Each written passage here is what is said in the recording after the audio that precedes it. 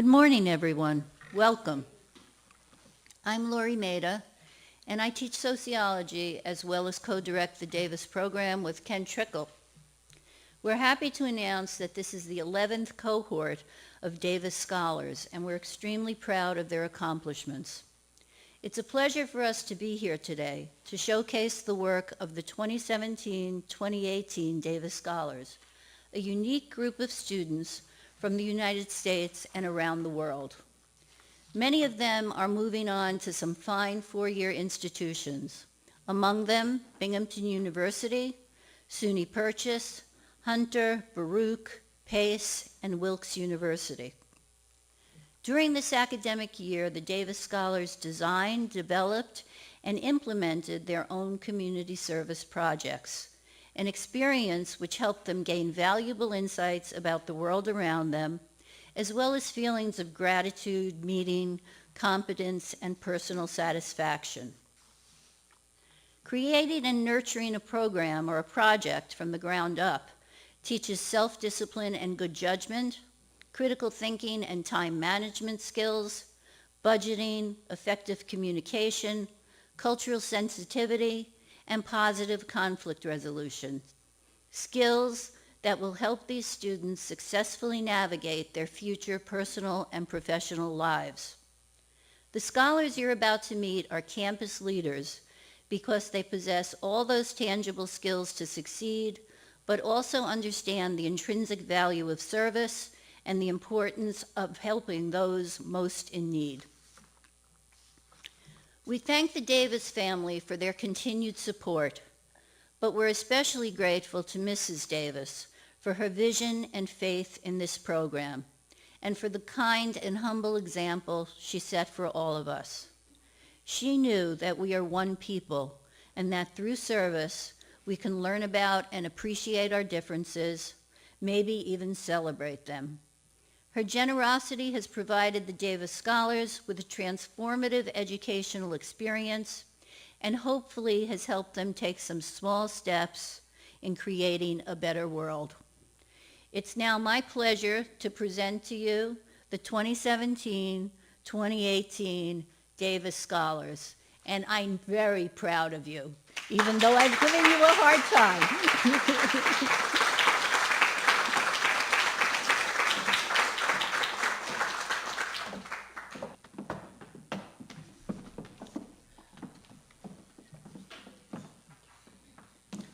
Good morning, everyone.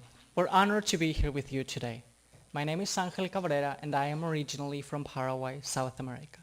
My major is chemistry, and my ultimate goal is to become a medical doctor and researcher of bioorganic molecules. My name is Brenda Hernandez. I am originally from El Salvador. My major is engineering science with the ultimate goal of becoming a civil engineer. My name is Romario Douglas. I'm originally from Jamaica in the Caribbean. My major is nursing with the ultimate goal of becoming a nurse anesthetist.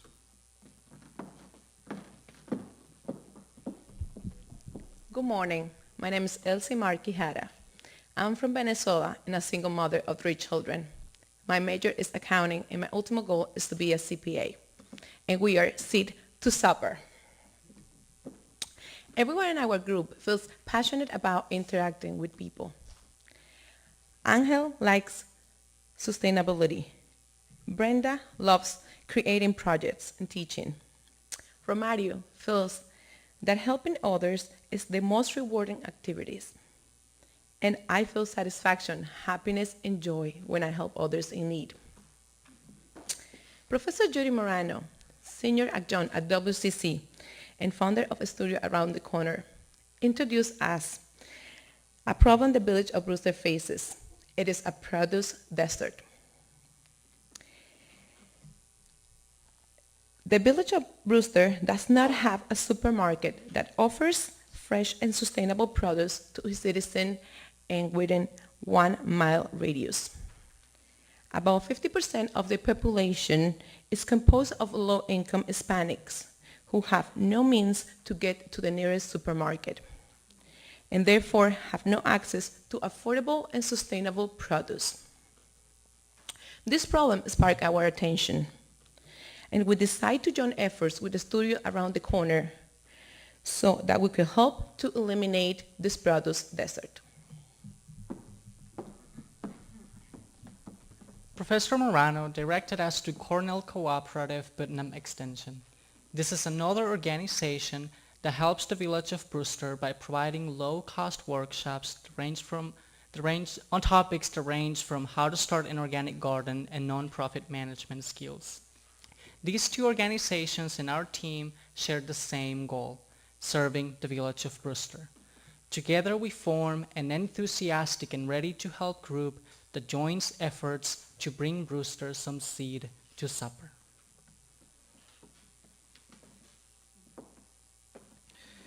Seed to Supper is a series of 4 classes in which beginning gardeners learn how to grow food on a budget. The classes are taught through a combination of PowerPoint presentations and hands-on activities. The participants received a 100-page gardening manual, a certificate of completion, and free vegetable seedlings at the end of the course to start their own garden. In Seed to Supper, we aimed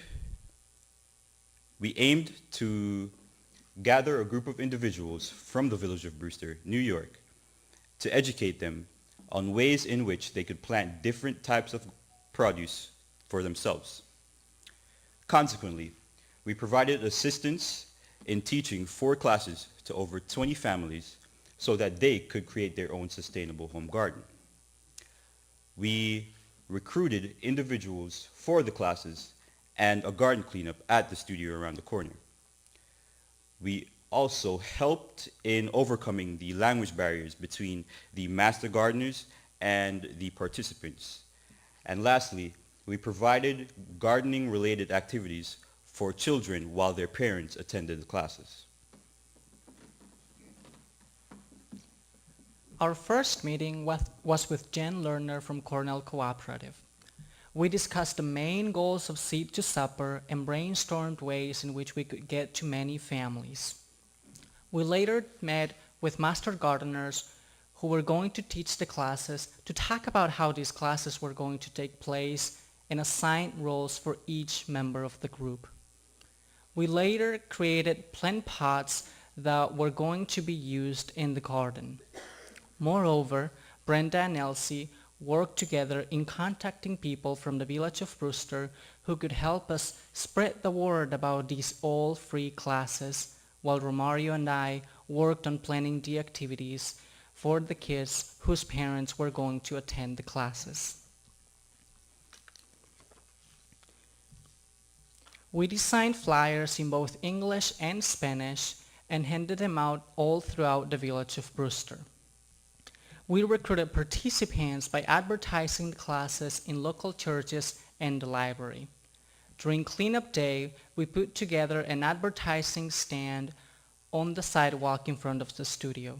This was a wonderful experience where we interacted with residents who walked by and were wondering what was happening in town. Despite these marketing approaches, though, the best way to recruit participants was one-on-one.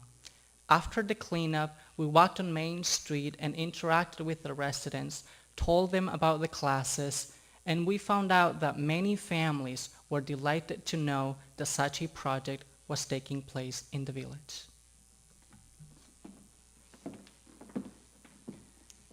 On Saturday, April 14th, we had our first adventure gardening. Cleanup day was the beginning of our hands-on journey and where everything started to come together. As you already know, Seed to Supper is a project in which involves classes taught by master gardeners to teach how to effectively plant your own garden at home. Over the course of 4 weeks, on Monday evenings, we came together to learn about the importance of knowing how to grow our own food. Our first class took place on Monday, April 23rd, in which we had some people who already had some experience gardening and for whom was their first time learning about it.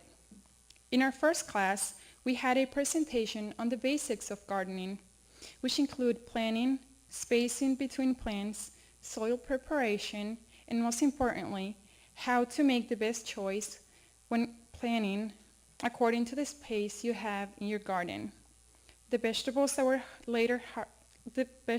were planted will later be harvested and donated to the town's soup kitchen for anyone in town to enjoy the delicious food made from fresh, homegrown vegetables.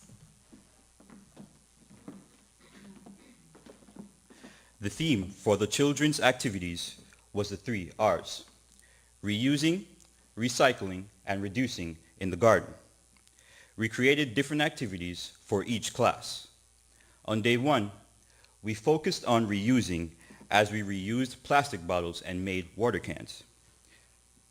We cut used plastic bottles and made seed pots that later turned into heads with crazy hair. We saved the other halves for a later project. On day 2, we focused on recycling by creating seed starter pots with eggshells, and we made seed pots with used newspapers. On day 3, we focused on reducing. The kids learned that reducing is simply creating less waste and that it is the best method for keeping our earth clean. We created plant pots from old containers and plastic bottles. On day 4, we built a wall from the plastic bottles that were left out in the first day. This wall symbolized the children's commitment for a better Brewster.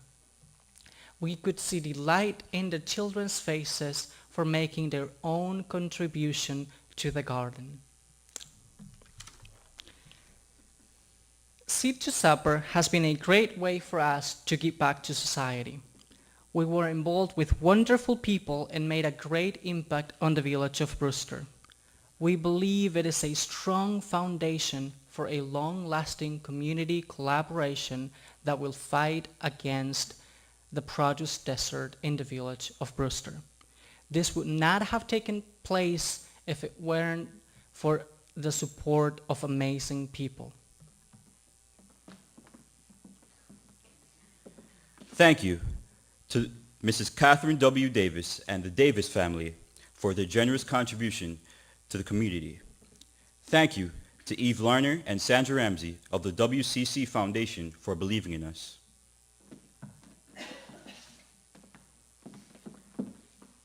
Thank you to Dr. Lori Maida and Professor Ken Trickle, co-directors of the Catherine W. Davis Global Community Scholars Program. Your guidance and support throughout this year has been invaluable.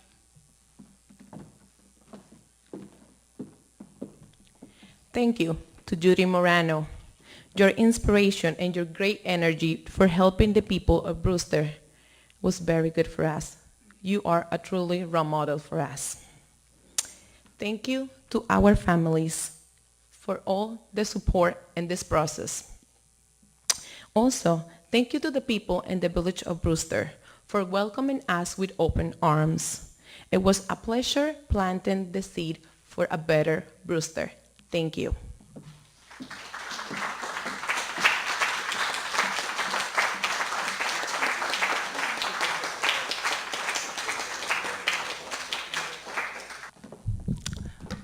The last thank you wasn't supposed to be there. Thank you for the applauses. Last but not least, we want to say thank you to Jen Lerner and the entire team of Cornell Cooperative. You have taught us that from a small pot, many families can enjoy the great feeling of making dinner from vegetables they grew in their own kitchens. And to everyone else who's joining us today, thank you.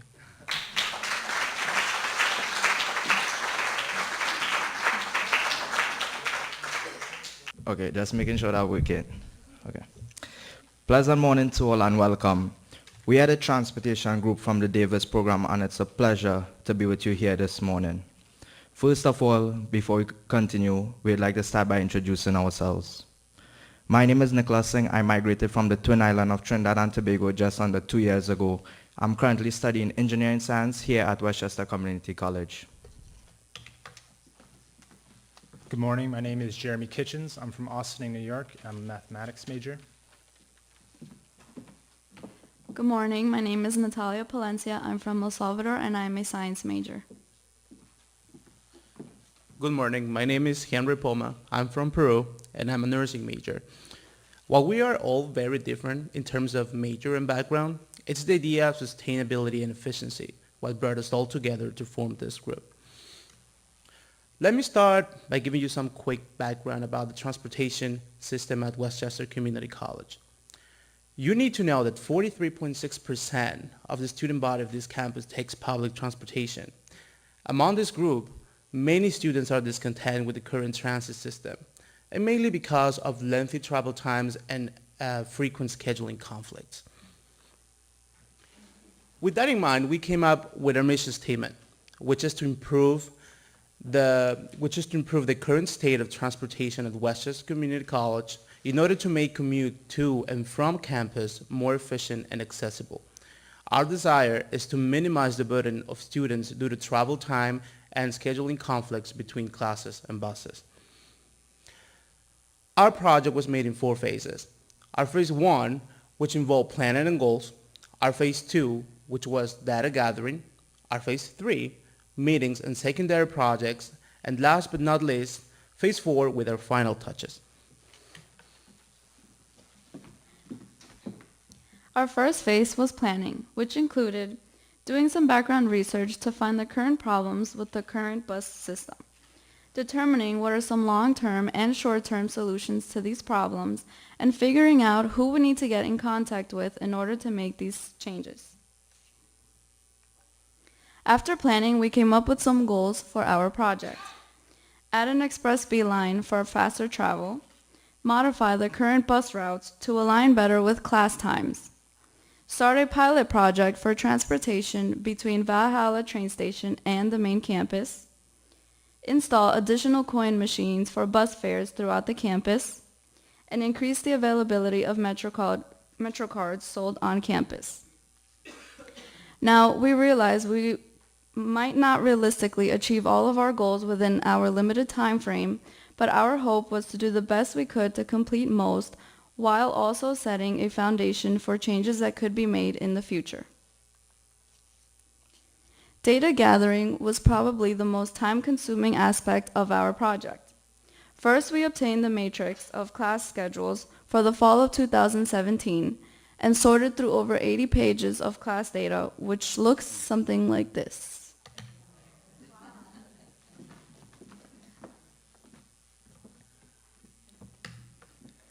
Additionally, in late January, we conducted a survey on campus in order to understand what students encounter while taking public transportation at WCC. We personally conducted these surveys in buildings on campus and various bus stops in order to get direct results. And our survey showed that most students at WCC take the 40, 41, and 43 express line. So we decided to see if we could push for another 43 express bus running on campus. So the 43 Express is highlighted in green with 3 running in the morning and 3 running in the evening. So we kept that in mind and thought we might try and see if we could have another 43 Express line running midday. Once we conducted our survey, we had a meeting with representatives of the MTA, the Student Government Association, the Transportation Committee, and David Sklar, executive of the Faculty Student Association. At the meeting, we discussed the possibility of the following: transportation from Valhalla Station to WCC, modification of the running times to align better with classes, increasing the availability of Metro cards on campus, and the installation of coin machines on campus.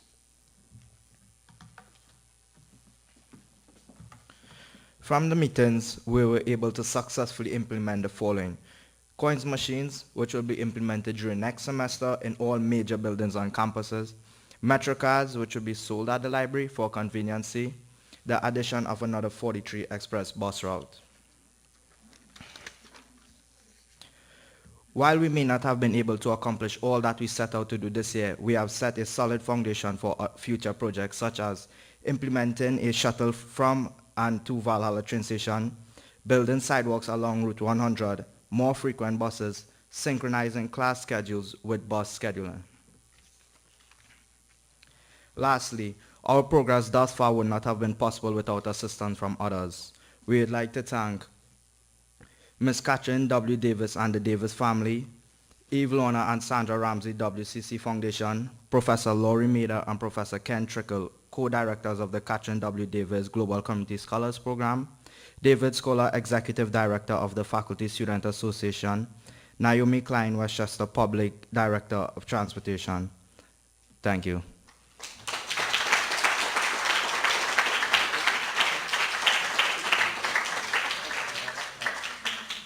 Good morning. My name is Kevin Grigera. I was born in Argentina, and I'm a psychology major here at WCC. Good morning. My name is Jamie Porter. I was born in the United States. I'm currently a math and science major with plans of pursuing a career in physical therapy. My name is Michael Alexander. I'm from Newcastle, England, and my major is business administration. Right. When we first joined the Catherine Davis Scholarship Programme, we recognised we all had a passion for sport and improving the future generation. We knew by mixing the two, we could have a positive impact on the kids in the Westchester community. This brought us to the idea of having values placed within the sporting practice. We wanted the kids to learn these key life values while also having fun. This helped us pick the name for our project. Punctuality, teamwork, commitment, honesty, enjoyment, fun, respect, and creativity were all the values we instilled into the program.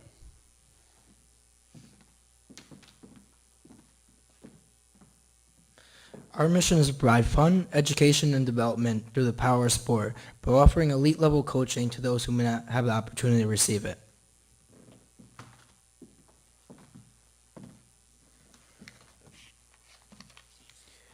We are providing an elite soccer program to reach those who may not usually have access to it. Usually, our program provides professional coaching from the UK Elite Coaching Company, who will be leading the sessions. Our program heavily highlights learning and fun throughout, and teaches key life values in an enjoyable environment that children can keep with them for years to come.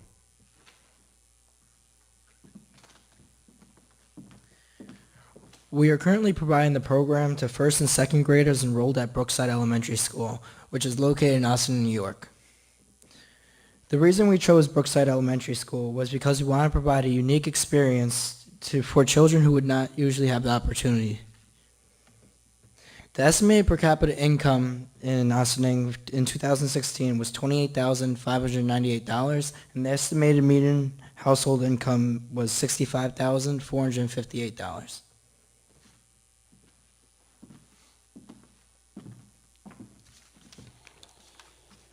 UK Elite is a nationwide sports corporation which teaches soccer through the professional coaches from the United Kingdom. They specialise in the age range of 2 to 18, which was perfect for our target market. They recognised our unique requests, so we were able to work together to implement a curriculum which fit seamlessly with our programme.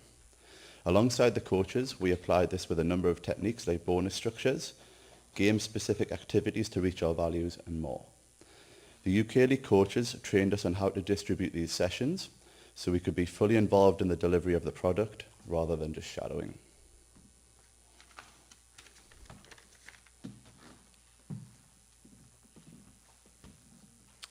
This is the flyer that was distributed. Since we had limited space, we ensured that the students knew that they would be selected on a first-come, first-served basis. The students who brought back the flyer to their teachers the next day were the ones who were inserted into the raffle.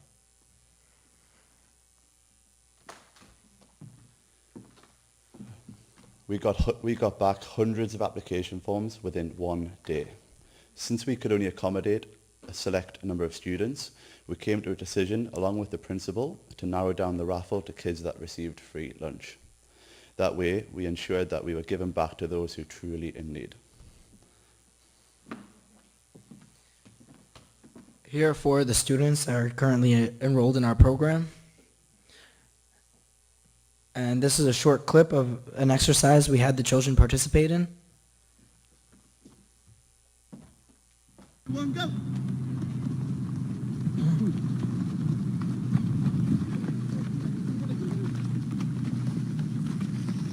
Nice job. 4, 3, 2, 1, freeze. Perfect timing, right? Sorting out the insurance aspect was not easy. The school district asked us to procure insurance that was able to provide $1 million in liability. UK Elite was kind enough to provide us with the insurance we needed to get the ball rolling. After this, we faced another roadblock in the implementation of our program. Since it took a while for us to be cleared on the paperwork aspect, we were already behind. We began to work on sorting out all the details for the program in school, but while doing so, the response time from the school was a hit or miss. This pushed back our start time.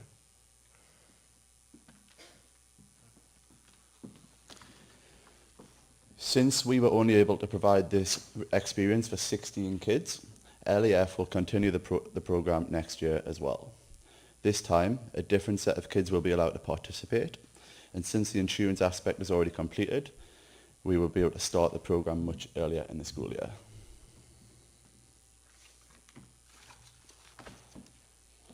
This experience means a lot to me because it gives us the opportunity to provide a program to children who may not usually be able to participate in one due to financial situations. This opportunity provided me with a first-hand experience on how difficult it is to establish your program in a community. It taught me that it is crucial to plan ahead and always keep a positive attitude when blocks are encountered. This opportunity means a lot to me. It was an honor to be able to work together as a group along with the assistance of both Professor Lori Maida and Professor Kent Trickle to give back to the community. Growing up playing sports was always an escape and gateway for me, so being able to provide that to others was a great experience. We would like to thank everyone who played a role in giving us this opportunity. We would like to thank Mrs.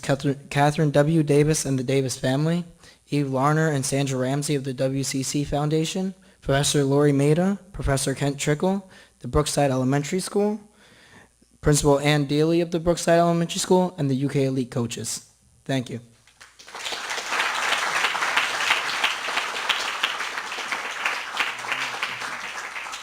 Good morning, everyone. Thank you for joining us on this special occasion. It's a pleasure for us to be with you here today. We are Living for Giving, and we would like to tell you about the community service project we completed this year. Before we do so, let us first introduce ourselves. Good morning. My name is Nahari Mitchell. I'm from the United States, and I graduate with an AA in psychology this Thursday. Hello, my name is Evelyn Pesantes, and my major is Math and Science. Good morning, everyone. My name is Katie Kodra. I'm an international student from Albania, and my major is biology. My goal is to become a physician with a focus in neurology. And my name is Malvina Wędrowicz. I'm from Poland, and I'm in a nursing program here at WCC. We came together to form this group as we all were interested in working on a project that focuses on helping children and adolescents who face challenges related to either physical or cognitive disabilities. While we were still deciding on the direction of our project, Professor Tricker and Dr. Maida invited Angeliki Parishis, the director of College Steps program in WCC, to our weekly meetings as a guest speaker. Angelique spoke to us about how she wanted those students to learn skills and get real work experience during college, as well as participate in social activities. Upon a discussion with Angelique, my groupmates and I decided to create a club for College Step students to assist them in developing organizational and social skills and social activities. That's how our Living for Giving group was created. Before we discuss our project, let me first tell you a little bit more about College Steps. College Steps is a non-profit organization that helps students with disabilities transition from high school to college and assist them throughout their college experience. The program provides the students with personalized college support through peer mentoring and multidisciplinary collaboration on campus. Therefore, our mission was to collaborate with College Step students and assist them in furthering their interaction with other students and organizations. By establishing a club for these students, we support them in developing independence in speaking, organizing, and completing tasks which are usually outside of their comfort zone. We used our time to help these students plan, organize, and run events, as well as socialize with other WC students and one another.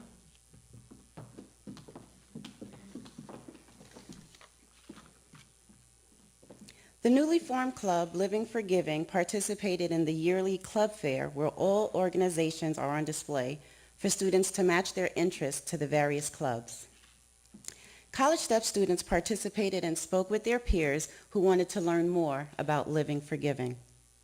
Our vision was to integrate College Step students with the larger population of students. The purpose was, through education and socialization, to bring awareness, acceptance, and assistance to the College Step students. As we gathered as a group, it was evident that the original idea of weekly meetings of socializing and educating was too large a task for the limited time that we had, not only for the College Step students, but for our group as well. Though we had thoughtful ideas and intentions, we needed more support and cohesion. Since we all have hectic schedules and demanding majors and a graduation to focus on, often it was tough to meet together as one group. Understanding the commitment that we signed up for, the patience it took to work with the College Step students, and their eagerness to bring about change, one goal became the objective instead of multiple goals. Weekly meetings consisted of College Step students brainstorming, presenting suggestions, and making decisions on an event that would bring awareness to others and bring students together. It was our responsibility to listen and have self-control because at times we wanted to perform the task ourselves, center and redirect the College Step students throughout the meeting. As we interacted with this group, we found that there were many talented students among us. We discovered a treasurer who was very aware of spending wisely for our events. Another student kept minutes of each meeting. While still others participated in the communications, a student worked at the radio station here and prepared to spread the word of the upcoming events for Living for Giving. And an artist who drew the logo and other pieces of art. Our goal for success was to provide a level of comfort for the students to carry out the plans from their ideas. Environmental conservation was a special topic to most, and different discussions were had. Asking questions like, how do you think your idea of tie-dyeing relates to the environment, was our way of supporting and being successful with this project. By asking meaningful questions such as that, open their understanding in how to execute and carry out specific tasks. Supporting the students to process their concepts at their own pace and figure out answers to the questions brought pride and excitement in actualizing their goals. These achievements are just demonstrations in what can occur in their world after College Steps. It was in these times that proved to be the most rewarding. The process provided the College Step students with a sense of accomplishment, which boosts self-confidence and in turn lifts self-worth and self-assurance. The students of our club decided to celebrate Earth Day because it was a topic they were very concerned about. So we decided to do certain events to share information with the students and try to raise awareness about Earth. At the same time, make these students to connect with more people. This idea was developed by members of our club who also wanted to have the opportunity to bring more students to join our club and interact with them rather than themselves. The first event, described as Campus Cleanup, Living for Giving, promoted culture of sustainability. It also provides zero waste education. It motivates students to take environmental action and beautify our campus. The second part of our event was an art project in which the students of our club had fun together with other students. In this event, the students reused an old shirt and turned it into something new, while they were interacting and having fun. The third phase of our event was a conference partnered with Sierra Club, led by George Klein and Gail Fisher, based on the importance of sustainability and conservation of the earth. The main objective of the speakers was to give the students the opportunity to learn something new, share some ideas with themselves and more people, and understand a little bit more about Earth Day in general. In the last part of our event, students decided that a hike could be a good opportunity to learn more about nature and share a good moment with more individuals.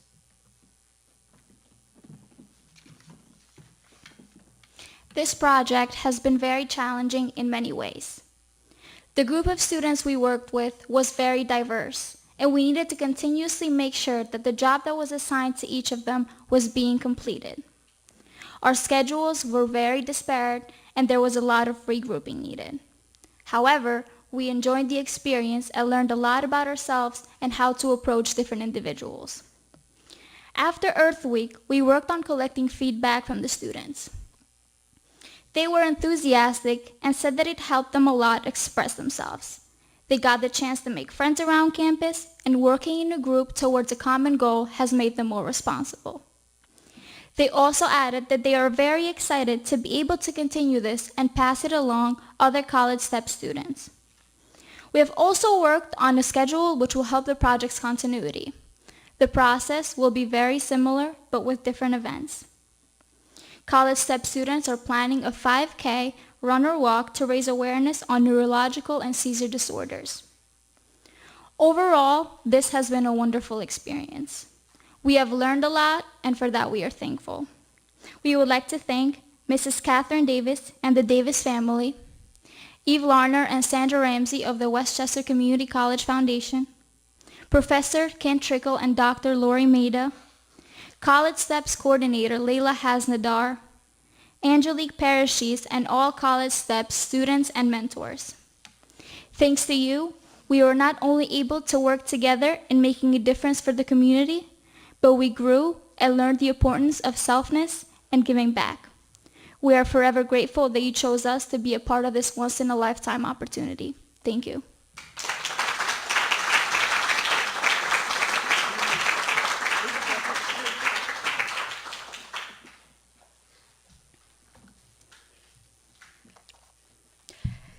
Good morning, ladies and gentlemen.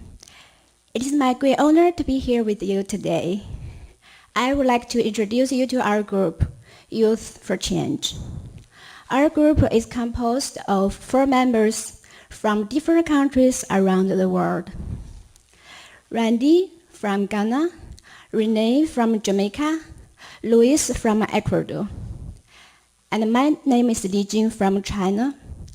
Luis cannot join us today because his wife just had a baby. Youth for Change was created with the purpose of interacting with elders who are living in nursing homes. Every member of our group grew up together with our grandparents. For this reason, we know how important seniors are in our lives. Based on those experiences, we came up with the idea of creating a project which unites us together with the elders of the community to show them how important they are in our lives and the society.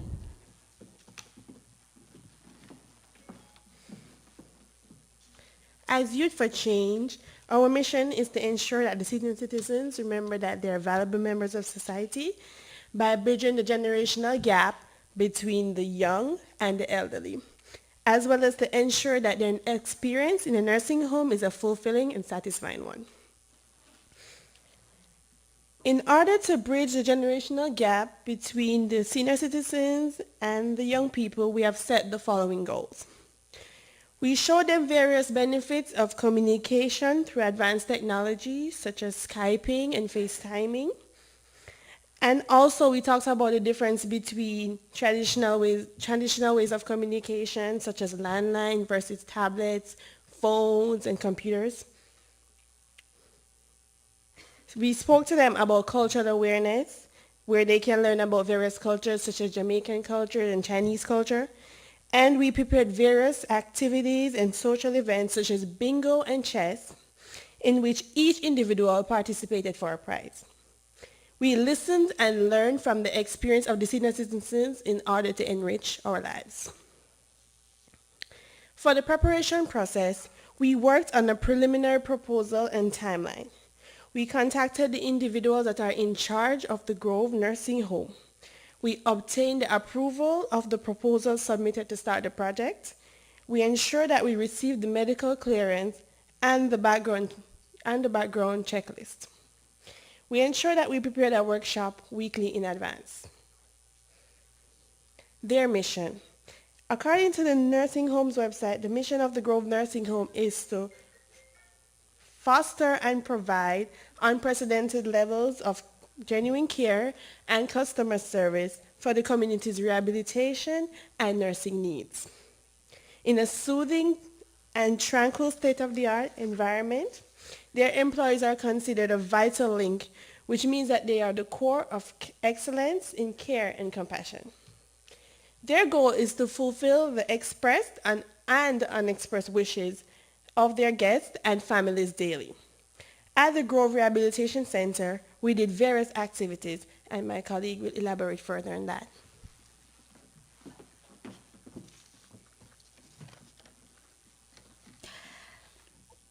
For St. Patrick's Day, we did themed activities with the residents. We did a drawing activity, decorated the board for the coming holiday. We had a great time with the residents in conversations about their life experiences. We also had a culture sharing activity. We discussed the history of the Dragon Boat Festival in China, shared festival food, listened to the traditional Chinese music. The residents very enjoy the virtual travel experience outside of the Grove. Instead of taking a trip to China, a part of China came to them.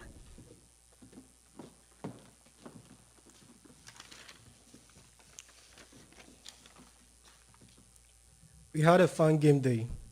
We played bingo together, and we had lots of laugh. Even though the event lasted for 2 hours, some of the seniors still pleaded that we continue to play more games. Technology has been a major drive in this century. As our third activity, we decided to share with the seniors some technological information and how to use some technological gadgets. We started by allowing them to talk to us about some technologies that were available to them in their prime, such as the telegraphs, the typewriter, and etc. We then helped them to glue some parts of a computer into a template. Also, we showed them how they could connect to their loved ones through video calls. After our technology activity, the seniors were very happy because they could now connect to their loved ones through video calls and asked us to download certain applications they would need for them. As our next activity, we celebrated the veterans. We watched videos on World War II and discussed some relevant events. Together with the staff at the Grove at Valhalla, we honored them for their service. One World War II veteran was ecstatic about our presentation on World War II and offered to share more information about the events. Because of the passion we showed towards our project, the management at the Grove at Valhalla asked if we could be available even after our project ends. After sharing our mission and goals with the Hooray Ministries, they have decided to continue what we have established. It is our privilege to honor the memory of Catherine Davis and extend our gratitude to the Davis family. Your financial support has given us the opportunity to make an impact in our community. We are also grateful to Ivlana of the WCC Foundation and Sandra Ramsey, the Director of Scholarships, as well as Professor Ken Trickle and Dr. Lori Maida for your guidance and support through this expedition. We are also thankful to the seniors and the management at the Grove at Valhalla for allowing us to use their facility and for their support. As said by Gandhi, losing ourselves in the service of others has helped us find our true selves. Thank you.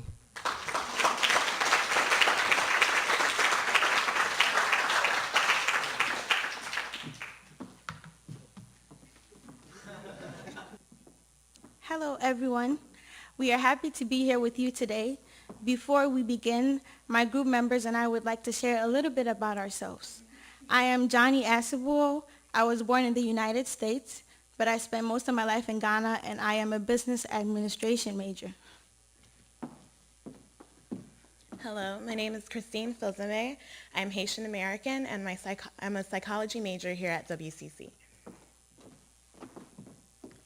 Hello, my name is Anit McClune. I'm Jamaican, and I'm a liberal arts, math, and science major. We are Floris, a science, technology, engineering, art, and math STEAMed focus group. Our name means to flourish in French, which goes in tandem with our mission. We came together because of our collective love of science and art and our desire to be successful in our intended professions. We decided, as women in science who love the field, who also has a passion for the arts and a love of music, that we want to do our part to elicit the same feelings in the future generation of scientists. Our goal is to introduce children at the Virginia Mark Center of Westchester Community College between the ages of 2 and 5 to the world of STEAM. Children are born with curious minds, and we strive to instill a passion for the sciences that will create an enduring footprint and an overall love of STEAM. Our project occurred in 2 phases, the first of which included an observation of the 2 to 3-year-old class at the Virginia Marks Children's Center. Our direct contact there was Assistant Director Mohini Shapiro, who encouraged us to do at least 5 hours of observation. Through our observations, we were able to tailor our objectives to match the interests of the children.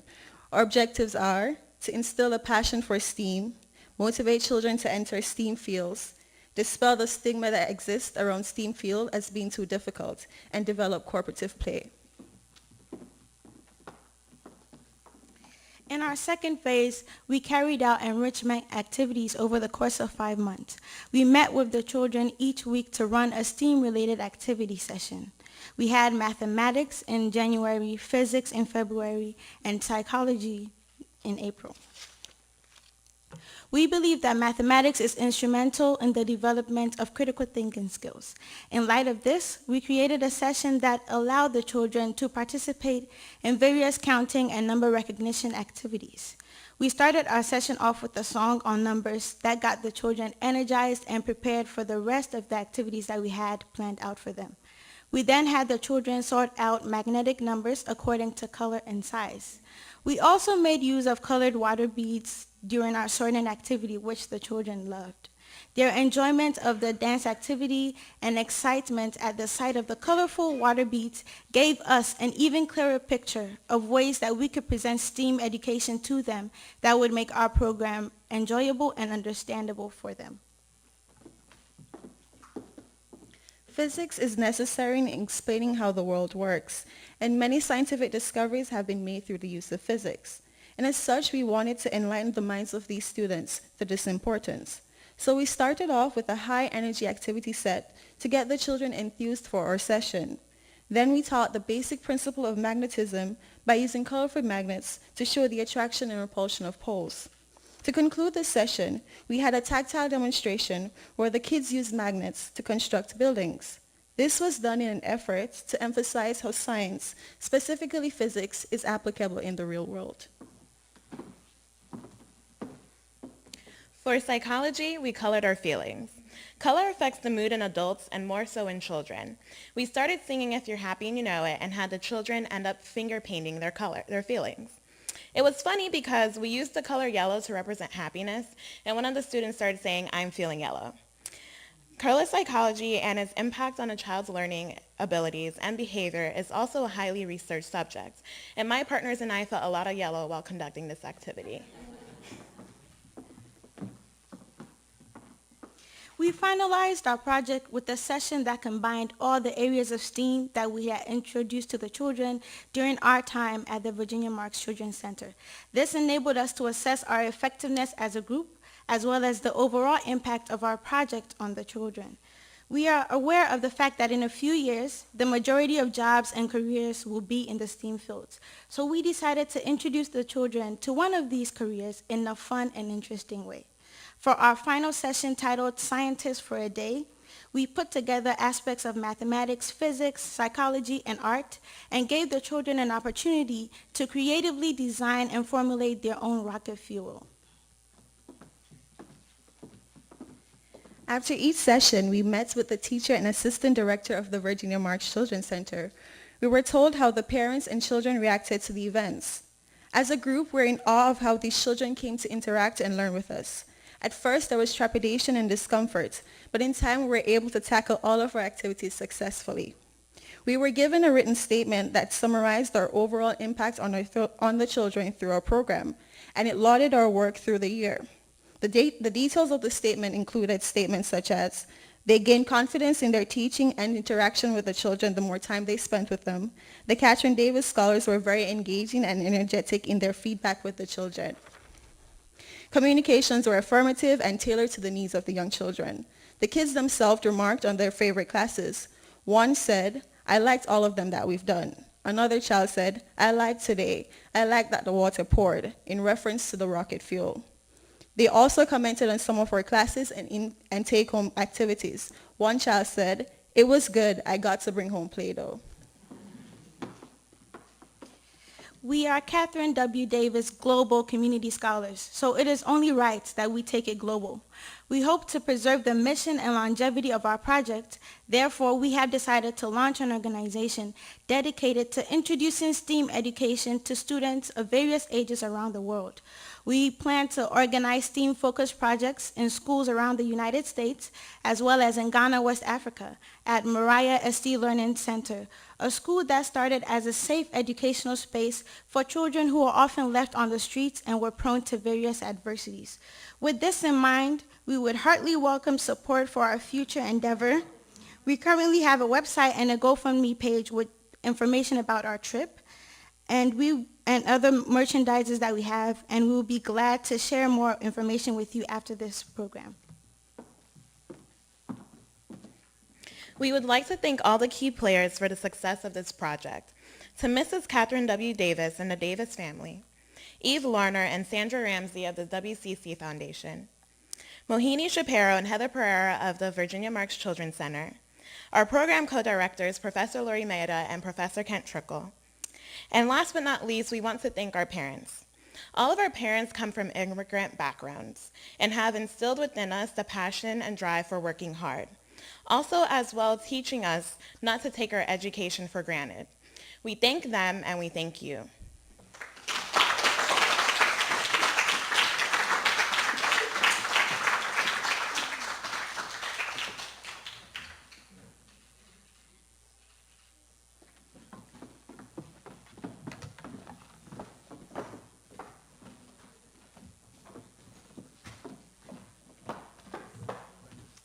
Let's have one more round of applause for our Davis Scholars.